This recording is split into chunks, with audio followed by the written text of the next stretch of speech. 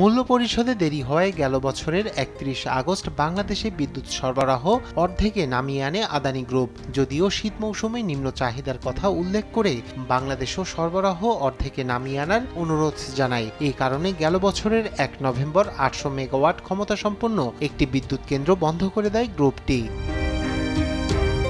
এরপর আসন্ন গ্রীষ্ম মৌসুম সামনে রেখে কিছুদিন আগে ১৬০০ মেগাওয়াটের পুরোটাই সরবরাহের অনুরোধ জানায় ঢাকা। এতে সাড়া দিয়ে আগামী সপ্তাহ থেকে পূর্ণ বিদ্যুৎ সরবরাহে রাজি হয়েছে আদানি পাওয়ার। নাম প্রকাশে অনিচ্ছুক দুটি সূত্রের বরাতে এমনটাই জানিয়েছে বার্তা সংস্থা রয়টার্স। ভারতের ঝাড়খণ্ড রাজ্যের গোড্ডায় অবস্থিত আদানি গোষ্ঠীর কয়লা ভিত্তিক এই বিদ্যুৎ কেন্দ্রের উৎপাদন সক্ষমতা ১৬০০ মেগাওয়াট। এই কেন্দ্রে আছে ৮০০ মেগাওয়াট ক্ষমতার দুটি ইউনিট। এর মধ্যে বর্তমানে একটি ইউনিট থেকে বাংলাদেশকে বিদ্যুৎ সরবরাহ করা হচ্ছে।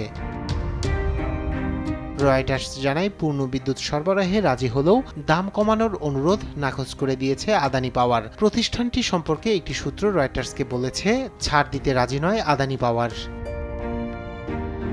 এ বিষয়ে মন্তব্য জানতে চাইলে রয়টার্সের আহ্বানে সাড়া দেননি বিপিডিবির চেয়ারপারসন রেজাউল করিম। অন্যদিকে রয়টার্সের প্রশ্নের জবাবে মন্তব্য করতে রাজি হয়নি আদানি পাওয়ারের মুখপাত্রও। রায়হান কবির শুভ্র, নিউজ ডেস্ক, দেশ টিভি।